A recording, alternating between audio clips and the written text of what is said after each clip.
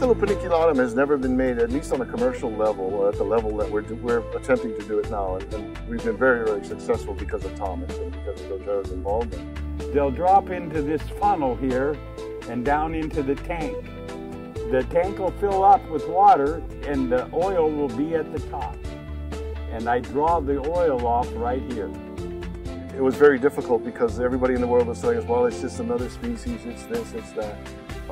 But over the last 2.5, 3 years, working with it, distilling it, finding out that its properties are, I believe, to be better than anything in the world, and I think we're about ready to prove that. There isn't very much of this in the world, and I get to put my hands right in it. Look at that. This holds 700 pounds of sandalwood chip.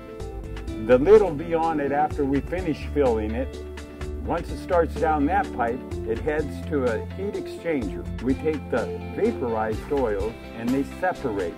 I think what Thomas has been able to accomplish here is, it's just unbelievable with the little resources, human resources he has, which is mainly himself, to be able to put together a system that's cranking out the incredible quality and yield of oil is mind-boggling to me. I've seen a lot of distillation setups, and this one is really top-notch. The paniculatum so far that I've seen is actually higher in the total xanthol content when you combine all those xanthols.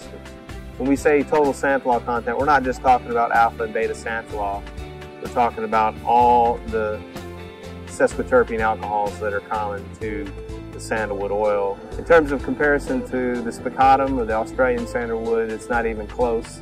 This blows it out of the water, so we don't even bother comparing it to that. You got to look at what goes into the production of this, from lifting whole trees out by helicopter, which is how they do it in some of the cases here in Hawaii, and then the process of removing the sapwood, getting to the heartwood or getting to the root bud, and then chipping it up into little tiny pieces by the time it makes it to the still, and then the amount of fuel that's required and energy that's required to get the oil out of the actual wood over a distillation period of days.